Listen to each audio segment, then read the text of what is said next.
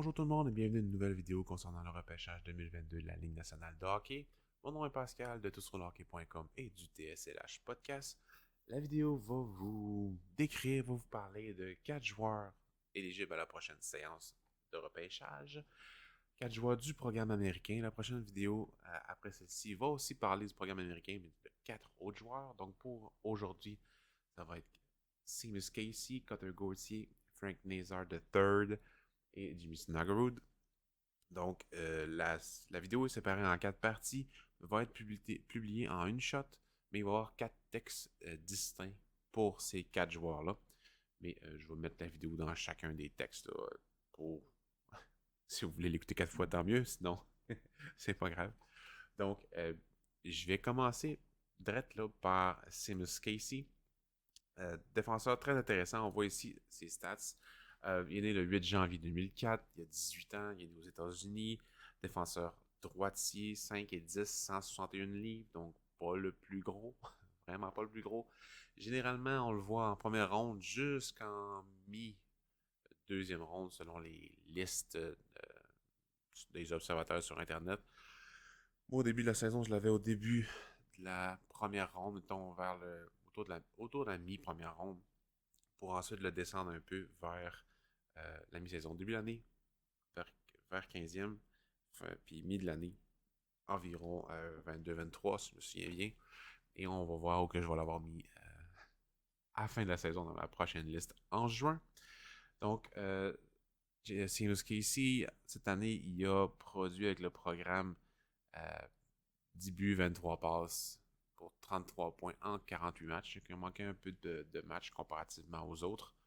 Mais quand même une bonne production offensive. Pas le plus productif chez les défenseurs pour le programme, parce que le plus productif a été Lane Hudson, que je vais vous en parler dans la prochaine vidéo. Mais bon, c'est pas la fin du monde. Donc pour Seamus Casey, niveau statistique cette année, ça n'a pas été...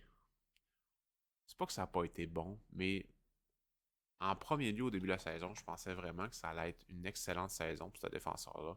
Je trouvais qu'il était très utile à son équipe, impliqué dans toutes les phases du jeu. Au début de la saison, il m'avait vraiment étonné, c'est pour ça que je l'avais mis haut. Puis à mesure que la saison a avancé, j'ai trouvé de moins en moins, pas intéressant, mais moins distinct par rapport à d'autres défenseurs de d'autres ligues, comme Kevin Korchinski, Pavel Mintyukov, que je vous ai parlé dans la première vidéo que j'ai publiée la semaine passée. Donc, ça a fait qu'en sorte qu'il a droppé et qu'il va continuer de dropper probablement dans ma liste de fin d'année. J'ai pas encore commencé à travailler dessus, là. Mais c'est à cause de ça qu'il a baissé. Puis, au niveau statistique, c'est assez je vais dire éloquent. C'est pas vraiment mon dada, les statistiques avancées, mais j'étais allé sur InStats, notre plateforme de scouting, et là-dessus, il y a plein de statistiques, et ça nous permet de voir un peu comment ils se comparent avec d'autres défenseurs. Mais moi, ce que j'ai fait, dans le fond, j'ai sorti les statistiques du programme américain, parce qu'ils vont jouer contre des équipes de la NCAA, des équipes de la USHL, un peu partout, là, donc c'est assez difficile de comparer à d'autres ligues. Fait que j'y compare entre eux. Euh, Ce que j'ai ressorti au niveau de Seamus Casey, c'était au niveau des shots, au niveau des puck battles, toutes ces affaires-là, il est en milieu ou en fin de peloton au niveau de l'équipe, défenseur puis attaquant confondus. Donc, ça m'indique que c'est pas qu'il n'est pas impliqué, mais au corps à corps et en situation de finition, c'est pas nécessairement le plus présent. Par finition, je veux dire les tirs, les tirs dirigés vers le net. C'est vraiment plus un gars cérébral qui va contrôler le jeu et qui va distribuer la rondelle. Euh, Même ses passes dans l'enclave, c'est pas le plus haut parmi le programme chez les défenseurs. Si on compare à Hudson, qui est premier dans tout, euh, dans tout le programme, même s'il y a des Cooley, il y a des Nazar, il y a des excellents attaquants. Ça va être Hudson qui va être premier, je vais en reparler, mais Casey était 11e, mettons, dans les passes dans l'enclave. 14e pour les batailles pour la rondelle. Fait que tu sais, c'est ça. Au niveau vraiment là, batailler pour la rondelle, avancer pour lancer. C'est pas son dada, c'est plus la récupération de rondelle qui est vraiment haute. Dans le fond, pour les takeaways. Dans une stat, les takeaways, c'est toutes les récupérations de rondelles. Ça implique aller récupérer une rondelle dans le fond de la zone après un dump-in. C'est pas vraiment un takeaway, c'est pas un revirement créé chez l'adversaire. C'est plus tu ramasses la rondelle. Mais moi, je le prends vraiment, les takeaways dans Instat, je le prends vraiment comme il est allé chercher une rondelle libre ou où il est allé vraiment créer un revirement. Et dans toute l'équipe, il était quand même 6e pour ça. Et pour les entrées de zone, il était 12e, mais pour les breakouts, enfin les sorties de zone, il est 4e dans toute l'équipe. Ça, c'est un peu normal que les défenseurs soient assez élevés dans cette statistique-là. Et ça m'indique que aime contrôler la rondelle, aime faire progresser le jeu, aime la récupérer aussi. Mais pour ce qui est de finition, c'est-à-dire passe en enclave, pointure sur réception, passe transversale ou ce genre de truc-là, c'est pas nécessairement lui qui va le faire. Fait qu'il est bon un peu dans tout, mais il manque un peu de finishing. Mais en tout et pour tout, c'est un gars très talentueux. Il est tout le temps là. Il est tout le temps la même, un peu, le même niveau sur la glace, si on veut. Là. Tu sais ce que tu vas avoir avec lui. Et ce qui est étonnant, c'est qu'il est petit. Donc, dans la Ligue nationale de hockey, il va falloir qu'il se trouve une chaise. Ça ne pourra pas être juste un gars intelligent qui fait progresser le jeu. Il va falloir qu'il amène d'autres choses pour vraiment avoir un impact. Mais il a quand même un bon tir. C'est un gars qui a une bonne vision, très très bonne mobilité. C'est un gars, tu as vu, qui fait beaucoup de breakout. C'est un gars qui va récupérer la rondelle, qui va être capable d'être évasif avec la rondelle aussi. Il va être capable de complètement se tasser de la pression adverse, de l'échec avant pour faire sortir la rondelle de la zone, soit par une passe ou en possession de la rondelle. Donc, c'est vraiment quelque chose qui est intéressant avec lui. Et c'est ce qui m'avait le plus intéressé au départ. Ça fait le tour de ce que je voulais dire concernant Seamus Casey. Gardez en tête qu'il risque de glisser en deuxième ronde, même si moi je l'ai eu en première ronde tout le long de la saison. Est-ce qu'il pourrait être intéressant pour les Canadiens? Fort possiblement, vu que les Canadiens ont un choix très haut en deuxième ronde et vers le milieu de la deuxième ronde, surtout si Edmonton perd, ça n'arrivera pas. On dirait, il ne faut pas qu'ils se rendent en finale de la Coupe Stanley. Donc, on verra rendu là. Mais sachez qu'il pourrait être une option très intéressante en deuxième ronde pour les Canadiens de Montréal. Donc, deuxième joueur, Cutter Gauthier. Un joueur, un power forward qui a été très haut dans les listes là, de certains observateurs, surtout McKenzie et Prodman. Sam Button aussi l'avait très haut. Vous pouvez voir sur la fiche bio de Elite Prospect que j'ai mis ici dans la vidéo. Donc, Speed 3, 194 livres, veut jouer au centre et aux ailes. C'est un gaucher. 19 janvier 2004, il y a 18 ans. Il est né en Suède. Je ne le savais même pas. Je viens de l'apprendre. Mais c'est un Américain. Qu'est-ce qui fait de lui un joueur très intéressant? Oui, le gabarit, la protection de rondelles, les mains, le tir, l'implication en défensive, en offensive aussi, le bon patin. Il y a tout vraiment pour plaire. Mais il va falloir qu'il fasse plus. Il va falloir qu'il soit plus impliqué, plus en ligne droite, utilise son corps plus aussi. C'est pas vraiment qu'il n'est pas impliqué dans les phases du jeu, mais si on regarde, mettons, au niveau statistique, il tire c'est le 5e meilleur dans l'équipe pour les tirs dans l'enclave, le meilleur au niveau du programme américain. Pour les hits, enfin, pour les mises en échec, il est 3e. Pour le nombre de tirs, 2e. Pour les passes en enclave, 6e. Les batailles pour la rondelle, 8e. En offensive, il est 8e aussi. En défensive, 10e. Les récupérations de rondelles, il est 10e. Pour les entrées de zone, 6e. Puis pour les breakouts, enfin les sorties de zone, il est 7e. Fait que tu sais, il est dans le premier tiers. Toutes les statistiques, il est dans le premier tiers ou au top de l'équipe. Ce qui est vraiment intéressant pour ce joueur-là. Mais quand tu le regardes sur la glace, il pourrait tellement y avoir plus. Je ne veux pas comparer à Joël Armia. À Yoel Armia. C'est vraiment pas ça que je veux faire. Mais quand il est dans sa game, Armia, c'est un des meilleurs joueurs sur la glace. Quand il se décide, là, tu vois à quel point il est dominant dans les séries l'année passée. Dans la plupart des matchs, il était vraiment bon pour contrer l'adversaire et faire un échec avant soutenu, gagner ses batailles, feinter les gars, il était vraiment bon. Mais Gauthier, il a un meilleur potentiel, mais c'est le même problème avec lui. Il faut absolument qu'il mette la pédale au plancher pour que ces statistiques-là se transmettent dans la Ligue nationale de hockey, mais aussi qu'il y ait un impact constamment. Parce que je crois je suis pas le seul à le croire, là, il est assez haut dans les listes, qui a le talent pour. Mais ça me fait vraiment peur, souvent, les joueurs à ce gros gabarit-là, qui a quand même une bonne mobilité, mais arriver dans le national de hockey, tout est plus vite, tout est plus difficile. Ils ont de la misère à vraiment se démarquer. Se démarquer, oui, pour marquer des buts, mais je parle vraiment dans les trois zones, dans les puck battle, dans la protection de rondelle.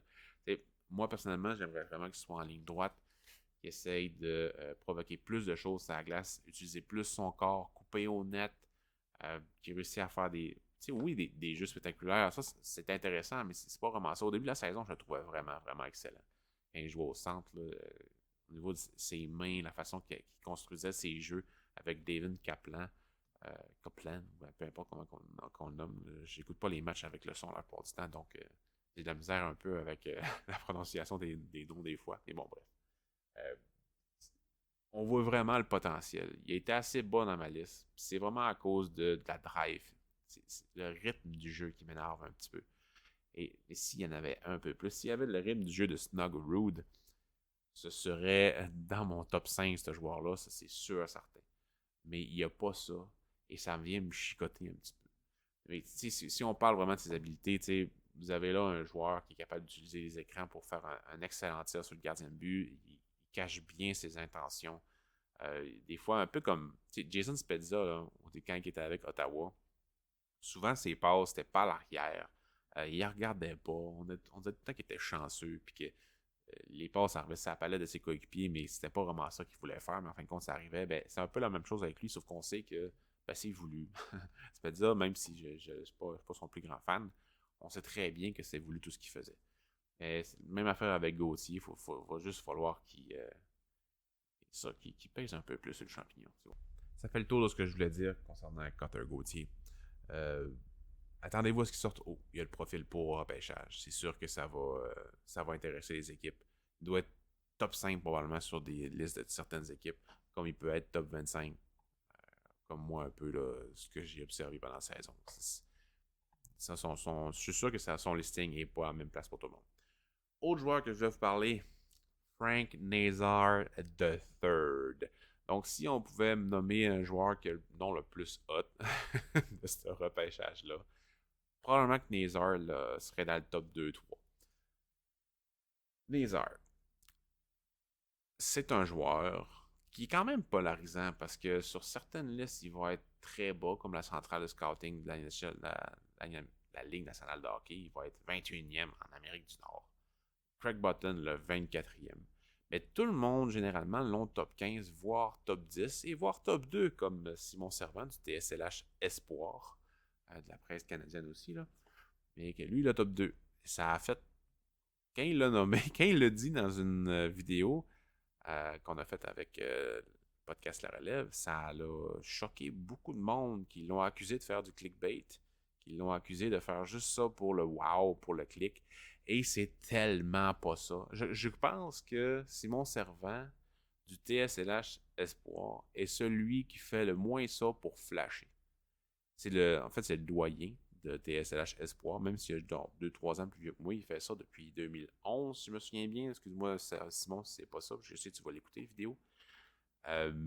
C'est lui qui fait ça le plus par plaisir. Je fais ça aussi par plaisir, mais je fais ça surtout pour TSLH, pour informer les gens. Mais tu sais, il faut que je donne beaucoup d'informations.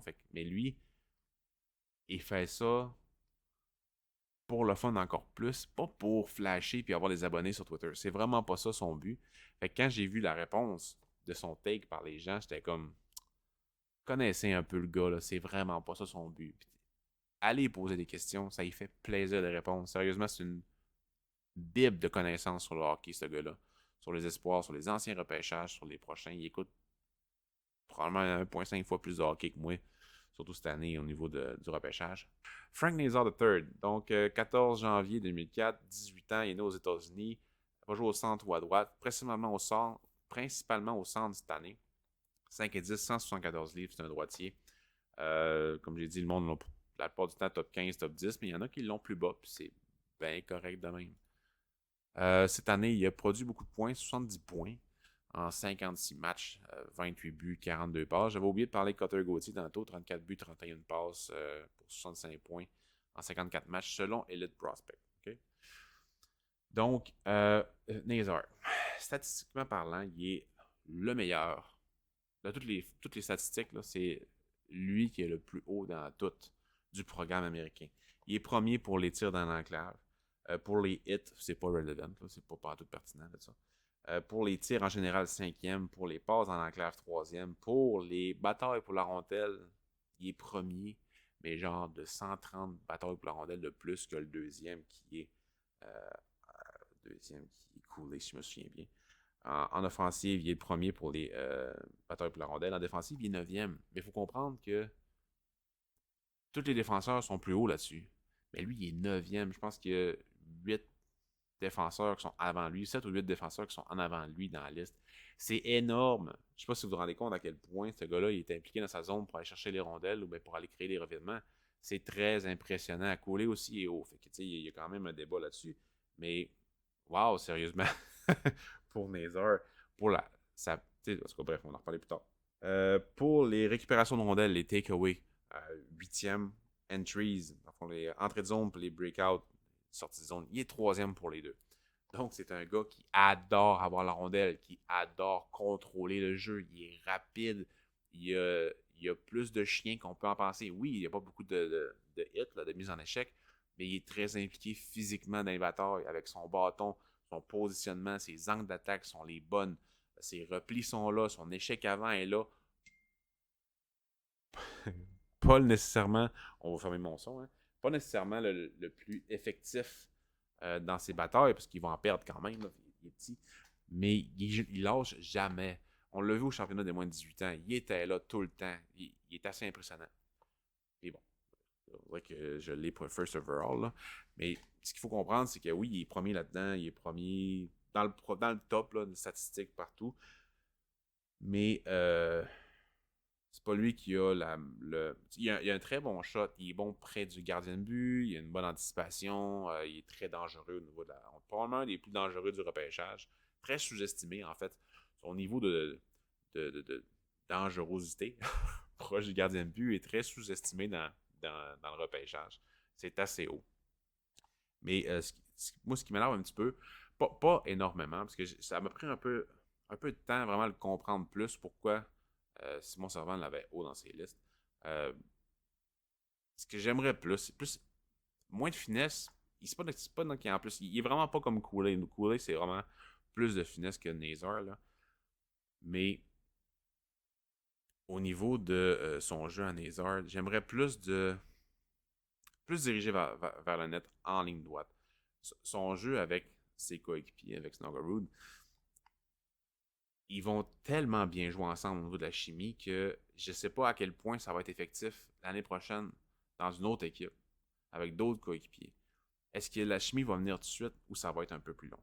C'est ce qui me fait peur un peu avec lui, mais il est tellement impliqué que ça me fait pas si peur que ça.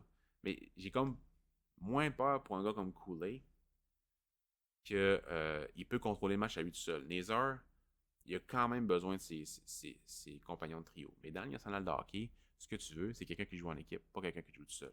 Donc, je peux comprendre que quelqu'un qui l'aille plus haut que Kool-Aid. Mais imagine-toi avoir les deux dans la même équipe. Ça serait vraiment intéressant. Mais bon, bref. Fait que Nazar, pour moi, ce que je voulais dire concernant lui, très bon joueur de hockey, prospect vraiment intéressant. Mais faut qu'il soit en ligne droite. En plus, il est 5 et 10. Il est quand même petit. Il va falloir qu'il prenne la masse, ça c'est sûr, mais 174 livres, c'est quand même pas la fin du monde. On va maintenant passer au suivant, Jamie Snuggerud. Autre joueur qui est assez haut dans les listes. Plusieurs personnes l'ont en première ronde. La plupart des personnes l'ont en première ronde. J'ai vu quelques listes qui l'ont qui l'ont en deuxième ronde. Moi, je l'ai eu en première ronde toute la saison. Tout comme n'importe qui est dans le TSLH Espoir. Donc, Snuggerud, il est né le 1er juin 2004, donc assez jeune, 17 ans aux États-Unis, 6 pieds 2, 185 livres, droitier, attaquant. Elle va jouer surtout aux ailes. Donc, bon gabarit. Ce joueur-là, bonne mobilité, très bon tir, génère beaucoup d'attaques. beaucoup d'action au filet aussi, en fond de territoire. Pas le gars qui va démonter les bandes, mais qui va aller à l'avant, qui va aller mettre de la pression sur l'adversaire, récupérer la rondelle et tout de suite repérer ses coéquipiers. Je pense que c'est l'aspect de son jeu qui m'intéresse le plus et qui fait en sorte qu'il est haut qu'il a juste monté dans ma liste. Il était 24e, si je me souviens bien, à mi-saison. Et à la liste finale, il va avoir un bon petit bond. J'ai augmenté mon nombre de visionnements le concernant. Puis j'ai juste apprécié à quel point ce gars-là est utile pour des gars talentueux, mais qui est aussi capable de démontrer la domination au niveau de l'offensive. Surtout avec son tir, parce qu'il génère beaucoup de tirs, là. Mais c'est vraiment son jeu de positionnement, d'anticipation pour gagner ses batailles avec la rondelle, mais aussi pour couper les lignes de passe. Sérieusement, il est vraiment, vraiment intéressant là-dedans. Puis dans les statistiques au niveau du programme américain ça ressort. 8e pour les tirs dans l'enclave. Je pensais que ça allait être plus haut que ça, parce que c'est un gars qui joue quand même dans le trafic.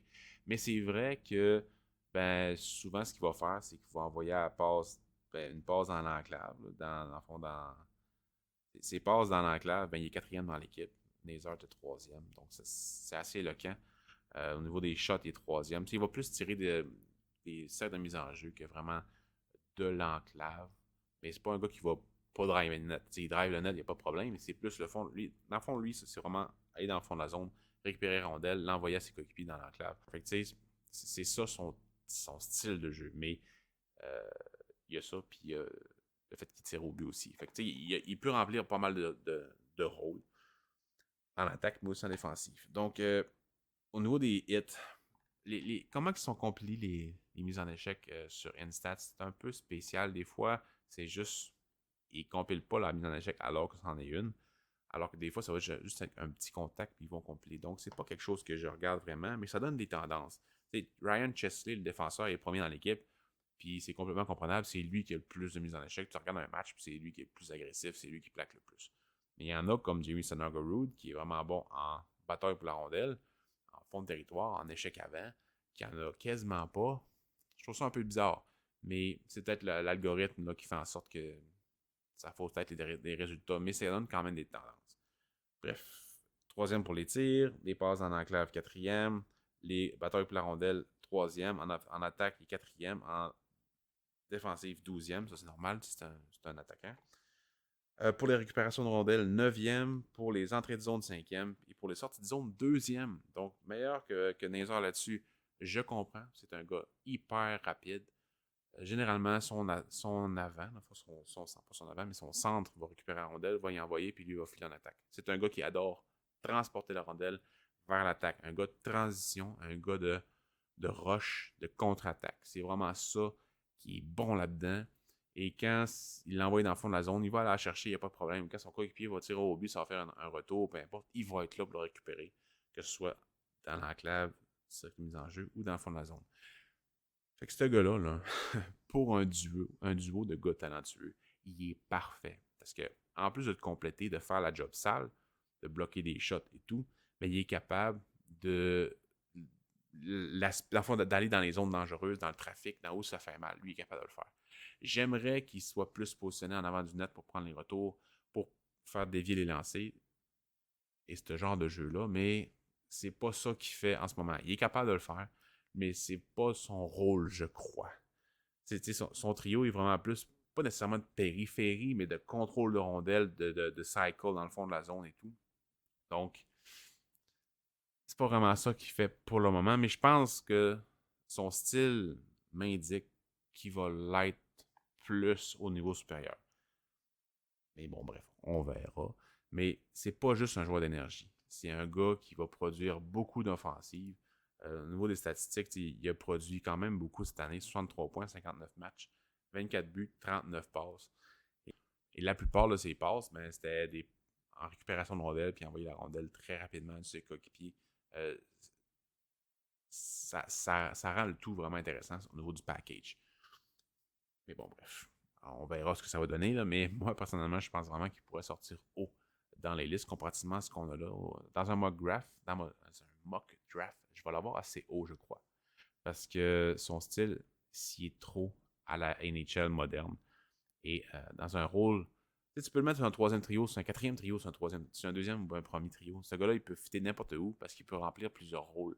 Fait que c'est une des choses que j'aime le plus chez une personne, chez un joueur de hockey, c'est-à-dire les rôles qu'il peut remplir. Peu importe la game qu'il a, il peut remplir un rôle important pour son équipe. Donc, c'est sûr qu'il va être un joueur de hockey dans la Ligue nationale de hockey. Donc, dans ma tête, il va sortir haut. Donc, ça fait le tour de ce que je voulais vous dire pour la partie 1 du programme américain. Prochaine vidéo va vous parler de 4 autres joueurs. Et après ça, en fin de. Pas loin du repêchage, il va y en avoir une avec Slavkovski, Cooley et Wright. Donc, je vais vous parler de Cooley dans une autre vidéo. Mais bref, on fait ça en 3 parties. J'espère que vous avez aimé. On fait toutes les séquences et ce que j'ai dit au niveau des statistiques et pour vous décrire les joueurs. N'hésitez pas à partager, à commenter, posez-moi des questions sur Twitter, sur Facebook, sur où est-ce que vous voulez. Il n'y a pas de problème avec ça. Je vais partager ma liste en juin. On a un guide qui va sortir bientôt, donc j'ai vraiment hâte de vous le montrer. Il va être en lien téléchargeable sur toursurhockey.com. Vous allez avoir une quantité infinie de... pas infinie, là, mais beaucoup, beaucoup d'informations sur le repêchage 2022 de Nielsen de hockey. J'espère que vous allez aimer ça. Merci beaucoup et à une prochaine vidéo.